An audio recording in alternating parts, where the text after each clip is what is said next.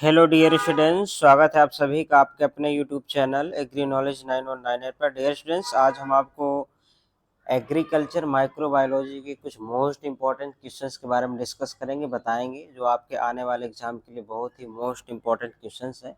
आप लोगों का ये कल एग्जाम है, तो जितने भी student BSc agriculture third semester के स्टूडेंट हैं, उन सभी के लिए बहुत ही मोस्ट इंपॉर्टेंट वीडियो होने वाला है। तो आप इस वीडियो को लास्ट तक जरूर देखें, आने वाले आपके एग्जाम में बहुत सारे क्वेश्चंस पूछे जाएंगे। तो चलिए स्टूडेंट देखते हैं, पहला क्वेश्चन क्या है आपका। फास्फोरस का प्राकृतिक भंडारण कौन सा है? तो ये आपका चट्टाने हैं, इसके प्राकृतिक भंडारण है। अगला है आपका जिप्सम का मुख्य जमाव कहाँ पाया गया है? तो ये राजस्थान में पाया गया है। अगला है हरे पादप भी कहलाते हैं, यानी हरे पादपों को क्या कहते हैं या क्या कहलाते हैं, इस टाइप से क्वेश्चन आ सकता है। तो इसको प्राथमिक उत्पाद कहते हैं। अगला है आपका मृदा में उपलब्ध सूक्ष्म तत्वों की जांच के लिए डीटीपीए टेस्ट का विकास किसने किया था? तो किसने किया था? लिंडसे डब्ल्यूएल ने किया था, इन्होंने इस टेक्निक का डेवलपमेंट किया था। अगला है आपका कौन सा रोग वायु के माध्यम से फैलता है? आपको बहुत सारे रोग दिए होंगे, उसमें से जो वायु के द्वारा नहीं फैलते होंगे वो भी दिया होगा। तो आपको जो ऑप्शन टिक करना है वो क्या करना है, क्या पूछ रहा है, कौन सा रोग वायु के माध्यम से फैलता है? तो तपेदिक, ये वायु के माध्यम से फैलता है। अगला है आपका एक नैनोमीटर बराबर होता है, तो एक नैनोमीटर किसके बराबर होता है? ये इसका ऑप्शन है आपका। अगला है एक नैनोमीटर किसके बराबर होता है? 10 के पावर -9 के एम के बराबर होता है। तो ठीक है, ये आपका ऐसा लिखा है, अगर आपको समझ में ना आ रहा हो, है ना, ऐसा ऑप्शन दिया होगा। अगला आपका बीसीजी प्रतिरक्षण किसके लिए होता है? यानी जो बीसीजी प्रतिरक्षण है वो किसके लिए होता है? तो तपेदिक के लिए होता है। अगला डियर स्टूडेंट्स आपका मृदा सूक्ष्म जीव सबसे अधिक सक्रिय होते हैं, यानी किस टेम्परेचर पे सक्रिय होते हैं सबसे अधिक? तो 34 से 36 डिग्री सेल्सियस पर सबसे ज्यादा क्या होते हैं? मृदा जीव सक्रिय होते हैं। अगला है आपका एल्कोहली किण्वन किसके द्वारा बनाया जाता है? यानी एल्कोहल का फॉर्मेशन किसके द्वारा बनाया जाता है, होता है? तो ईस्ट के द्वारा होता है। तो डियर स्टूडेंट्स, यदि आप हमारे चैनल पर नए हैं, चैनल पर वीडियो पहली बार देख रहे हैं, तो प्लीज़ आप चैनल को फॉलो कर लीजिए। और वीडियो यदि आपको अच्छा लगे, यदि आपको कुछ इस वीडियो से सीखने को मिले, तो आप लाइक ज़रूर करिएगा। तो डियर स्टूडेंट्स, बहुत ही मोस्ट इंपॉर्टेंट क्वेश्चंस है, ये क्वेश्चंस आप देखिएगा। यदि आपके कॉलेज विश्वविद्यालय में ओएमआर बेस्ड पेपर होते हैं, चाहे आप राजा महेंद्र प्रताप सिंह राज विश्वविद्यालय अलीगढ़ के किसी भी कॉलेज के स्टूडेंट हैं, एटा, हाथरस, कासगंज, इगलास, अलीगढ़, या कहीं के भी स्टूडेंट हैं, तो आपके लिए मोस्ट इंपॉर्टेंट वीडियो है। तो आप इस वीडियो को देखिएगा। और ओल्ड पेपर जो हमने करा दिया है 2 साल के, पिछले 2022, 23, 24, वो पेपर आप जरूर देख के जाएं। ऐसा नहीं किसी एक पेपर से नहीं पूछा जाता तो आगे आने वाले पेपरों से नहीं पूछा जाएगा, ऐसा कुछ नहीं है। एक दो पेपर आपके वैसे आ जाते हैं, तो ऐसा कुछ नहीं है। बाकी आपके पेपरों से बहुत सारे क्वेश्चंस आएंगे। बाकी आप लोगों की मर्जी है, आप क्या देखते हैं। हमारा काम है आपको बताना और समझाना। चलिए अगला है डियर स्टूडेंट्स आपका ब्रेड बनाने के लिए क्या आवश्यक होता है? तो मैदा और खमीर आवश्यक होता है। अगला है बर्ड फ्लू पैदा करने वाले H5N1 वायरस का पता किस वर्ष चला था? तो 1997 में चला था इसका पता। अगला है आपका बीजीए का पूरा नाम क्या है? बीजीए का पूरा नाम क्या है? नील हरित शैवाल। अगला स्टूडेंट्स आपका वायरस किससे बने होते हैं? जो वायरस होते हैं वो किनसे बने होते हैं? तो प्रोटीन प्लस न्यूक्लिक एसिड के बने होते हैं। अगला है आपका मुख से लिए जाने वाले पोलियो वैक्सीन का विकास किसने किया? यानी जो आप पोलियो लेते हैं, तो अल्बर्ट साबिन ने इनका विकास किया था इसका। अगला आपका वर्मी कंपोस्ट के लिए आवश्यक नमी स्तर क्या है? जो वर्मी कंपोस्ट होता है उसमें आवश्यक नमी स्तर कितना होता है आपका? 70 से 80% होता है। अगला है नाइट्रोजन स्थिरीकरण करने वाले जीवाणु वायुमंडलीय नाइट्रोजन को अमोनिया नाइट्रोजन को उपयोगी रूप में परिवर्तित करते हैं, जैसे किसके रूप में करते हैं? अमोनिया NH4 के रूप में करते हैं। मोस्ट इंपॉर्टेंट क्वेश्चन है ये, सब आपको आने चाहिए, तभी आप एग्जाम में अच्छे से कर पाएंगे। अगला है आपका सामान्यतः माइकोराइजा पौधों को प्रदान करता है, तो फास्फोरस प्रदान करता है। क्या करता है? फास्फोरस। अगला है आपको डिनाइट्रीफाइंग बैक्टीरिया का उदाहरण है, तो सीडोमोनास है। इसका आंसर क्या होगा आपका? स्यूडोमोनास। अगला डियर स्टूडेंट्स आपका, कौन सा सूक्ष्म जीव लकड़ी के पेड़ों के साथ नाइट्रोजन में स्त्रीकरण करने में शामिल होता है? तो इसका क्या नाम है? फ्रेंकिया। ये क्या नाम है इसका? फ्रेंकिया। अगला डियर स्टूडेंट्स, बायोगैस का मुख्य अवयव है मीथेन है। अगला जो क्वेश्चन है आपका स्टूडेंट, धान के खेत में सामान्य नाइट्रोजन स्थिरीकरण करने वाला जीवाणु सूक्ष्म जीव है, तो क्या है आपका? एजोस्पेरिलम। ये आपका क्या है? ये इसका राइट आंसर होगा। अगला डियर स्टूडेंट्स आपका, अगला क्वेश्चन है, मृतोपजीवी जीवाणु रहते हैं तो मृत कार्बनिक पदार्थ पर रहते हैं। कहाँ पर? मृत कार्बनिक पदार्थ पर रहते हैं। तो डियर स्टूडेंट इसका राइट आंसर ये होगा। आप लोगों को कमेंट में ये बताना है कि फादर ऑफ माइक्रोबायोलॉजी, माइक्रोबायोलॉजी के फादर किसको कहा जाता है, इंडिया में कौन है और इसके बाहर कौन है? तो आप ये हमें कमेंट करके बताएंगे कि फादर ऑफ माइक्रोबायोलॉजी कौन है। और आपको ये पढ़ के जाना है कि आरएनए किसका संश्लेषण करता है, कोशिका की खोज किसने की थी, कोशिका का निर्माण कहाँ होता है, यूकैरियोटिक कोशिका क्या है, प्रोकैरियोटिक कोशिका क्या है, राइबोसोम का क्या काम होता है। ये सारे क्वेश्चंस आपके एग्जाम में पूछे जाएंगे क्योंकि माइक्रोबायोलॉजी का पेपर है, तो इस टाइप के क्वेश्चंस आते हैं। तो यहाँ पे पढ़ के जाएंगे कि कोशिका की खोज वगैरह ये सारा कुछ, राइबोसोम का क्या कार्य होता है, आरएनए का क्या काम होता है, प्रोटीन बनाना होता है या कुछ और होता है, तो सब पढ़ के जाएं आप।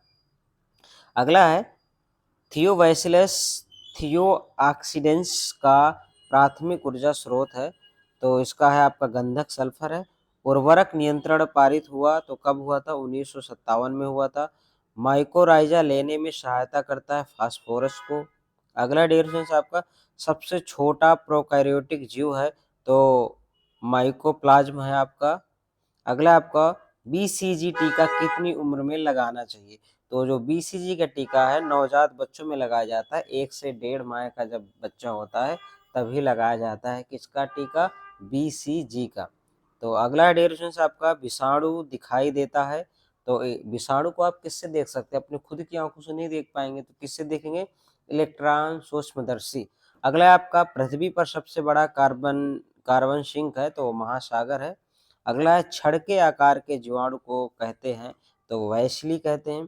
पौधों और पशु पदार्थ दोनों का उपयोग करने वाले जानवरों को संदर्भित किया जाता है तो सर्वाहारी, यानी जो मांस भी लेते हैं और आपका जो साग भाजी सब खाते हैं तो इसको किस कैटेगरी में रखा जाता है? सर्वाहारी में रखा जाता है। अगला डिफरेंस आपका, राष्ट्रीय जैविक खेती केंद्र कहाँ पर स्थित है? तो ये राष्ट्रीय जैविक खेती केंद्र आपका कहाँ पे स्थित है? ये गाजियाबाद में है। कवकों में संचित भोजन किस रूप में होता है? तो ग्लाइकोजन के रूप में होता है। अगला आपका, नागोए प्रोटोकॉल से संबंधित है तो जैव विविधता है। अगला डिफरेंस आपका, जीवाणु में सामान्य कोशिका विभाजन होता है तो क्या होता है? द्विविखंडन इसमें होता है विभाजन, द्विविखंडन, ये इसका राइट आंसर होगा। अगला डिफरेंस आपका, राइबोसोम का क्या कार्य है? तो राइबोसोम का काम क्या होता है भाई? प्रोटीन का निर्माण होता है। आरएनए कहाँ पर बनता है? ये सब पढ़ेंगे आप। तो राइबोसोम का क्या कार्य है? प्रोटीन का संश्लेषण करना। अगला है, वैक्सीन शब्द किसके द्वारा गढ़ा गया था? तो जेनर के द्वारा वैक्सीन शब्द गढ़ा गया था। सबसे पहले बैक्टीरियोफेज शब्द किसने दिया? तो डी हेरले साहब ने दिया था सबसे पहले बैक्टीरियोफेज शब्द। अगला है आपका, प्राकृतिक कार्बनिक पदार्थों से संचलित ऊर्जा संसाधन कहलाते हैं तो जीवाश्म ईंधन कहलाते हैं। ये इसका आंसर है। डियर स्टूडेंट्स, आप पेपर जरूर देख के जाएं इसमें 2022-23 और 23-24।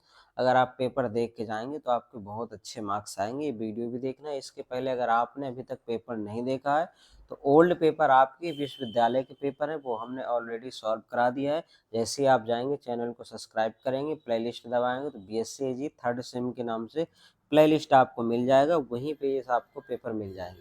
या चैनल पे जाके आप सर्च कर लें एग्री माइक्रोबायोलॉजी 2022-23, एग्री माइक्रोबायोलॉजी 2023-24, तो आपको पेपर आ जाएगा। या राजा महेंद्र प्रताप यूनिवर्सिटी डाले तो ही सबसे पहले चैनल खुल के आ जाएगा, आप वहाँ पे देख लेंगे। पेपर आप ज़रूर देख के जाएं ताकि आप लोगों के अच्छे नंबर आएँ। और आप और भी जिस प्लेटफॉर्म से या बुक से या कहीं से भी आप पढ़ रहे हैं तो पढ़ के जाएं। हमारा ये कहना है कि आपके नंबर अच्छे आने चाहिए, आप कहीं से भी पढ़ें। ठीक है। चलिए अगला स्टूडेंट आपका क्वेश्चन, यानी डैश डैश में दोहरा मानक आरएनए देखा जाता है, रियो वायरस है। अगला है विशेष पारगमन के दौरान होता है कुछ नंबर जीनों का स्थानांतरित होना। अगला है विषाणु दिखाई देता है आपका इलेक्ट्रॉन सूक्ष्मदर्शी में। पृथ्वी पर सबसे बड़ा कार्बन सिंक है आपका महासागर है। छड़ के आकार के जीवाणु को कहते हैं वैशली। तो ये क्वेश्चंस हो गया, दोबारा से रिपीट हो रहे हैं क्वेश्चंस ये, है ना। अच्छा चलिए चलिए कोई बात नहीं। अगला स्टूडेंट देखेंगे हम, फ्लैग किससे फैलता है? बैक्टीरिया से। अगला है ग्राम अभिरंजन विधि की खोज किसने की थी? तो क्रिश्चियन जैम ने की थी। अगला है आपका अम्लीय वर्षा किन गैसों के कारण होती है? तो NO2 और SO2 के कारण होती है। और भी बहुत सारे आपको ऑप्शन में दिया होगा, तो आप ये वाले ऑप्शन को क्या करेंगे? टिक करेंगे। अगला है काली मौत किस बीमारी को कहते हैं? तो काली मौत किस बीमारी को कहेंगे? फ्लैग को काली मौत कहते हैं, है ना। अगला किस रोग के लिए स्वास्थ्य एवं परिवार मंत्रालय द्वारा टेस्ट एंड ट्रीट नीति प्रारंभ हुआ? तो HIV के द्वारा हुआ। HIV के द्वारा टेस्ट एंड ट्रीट नीति का प्रारंभ हुआ था। अगला है आपका मिट्टी में अपमार्जक कौन होते हैं? तो बैक्टीरिया होते हैं। अगला जो डियर स्टूडेंट्स आपका मुख से लिए जाने वाले पोलियो वैक्सीन का विकास, ये अल्बर्ट साबिन, ये आपका रिपीट हो गया क्वेश्चन। अगला है आपका ग्रीन हाउस गैसें शामिल है। तो जो ग्रीन हाउस गैस हैं आपकी, तो कौन कौन सी आप कमेंट करके फटाफट बताइए, क्या इनमें से कोई ग्रीन हाउस गैसें हैं या नहीं है? आप कमेंट करके हमें बताएंगे कि ग्रीन हाउस गैसें कौन सी हैं, CO2 है या CH4 है या N2 है। तो क्या आप बताएं, कमेंट करके ये बताएं हमको, फटाफट आप कमेंट करिए पहले कि CO2 है ग्रीन हाउस गैस या CH4 है या N2 है। आप सब फटाफट कमेंट करके बताइए। तो स्टूडेंट्स ये बहुत ही मोस्ट इम्पॉर्टेंट क्वेश्चंस है, इन्हें आप अच्छे से देखेंगे। आपको देखने का मतलब है कि क्वेश्चंस आपको अच्छे से आने चाहिए। जब भी आपको पेपर मिले, आप बड़ी सावधानी पूर्वक करें। वहाँ पे जाके आप क्या करते हैं कि आते हुए भी क्वेश्चंस को गलत करके आते हैं, हड़बड़ाहट के मारे, जल्दबाजी में। तो आप ऐसा ना करें, टाइम आपके लिए एग्जाम में बहुत होता है। तो आप अच्छे से देखेंगे और इसका आप कमेंट करके बताइए सब लोग क्या इसका आंसर होगा। तो चलिए हम ही आपको बता देते हैं इसका जो डियर स्टूडेंट्स आंसर है आपका। तो CO2, CH4, NO2, तो सभी क्या हैं? ग्रीन हाउसेस गैसें हैं तीनों। तो इसका राइट आंसर क्या होगा? उपरोक्त तो सभी, ये भी, ये और ये तीनों है ना। तो ये आंसर क्या होगा आपका? सभी। अगला जो क्वेश्चन आपका, माइक्रोबायोलॉजी शब्द लिया गया है तो किस भाषा, मतलब किस से लिया गया है? तो माइक्रोबायोलॉजी शब्द लिया गया है ग्रीक शब्द से। किससे लिया गया है? ग्रीक शब्द से लिया गया है। तो डियर स्टूडेंट्स, आप सब लोग चैनल को सब्सक्राइब कर लीजिएगा। आपका ये जो वीडियो बनाने में टाइम लगता है, आप लोगों को लगता है 10-15 मिनट का वीडियो है, ऐसे ही बन जाता है। तो आप लोगों के लिए इतना मेहनत कर रहे हैं, तो आपका भी फ़र्ज़ है कि आप चैनल को सब्सक्राइब करें और लाइक करें। हमें भी अच्छा लगता है जब आप सब्सक्राइब, लाइक, कमेंट्स करते हैं। हम सभी के कमेंट्स पढ़ते हैं और उसका रिप्लाई भी करते हैं। आप अगर कोई कमेंट करते हैं, हमें भी अच्छा लगता है कि हम आपके लिए कर रहे हैं, तो आपका भी रिस्पॉन्स अच्छा आ रहा है। तो डियर स्टूडेंट्स, आज के वीडियो में सिर्फ इतना ही। मिलते हैं अगले वीडियो में। जय हिंद।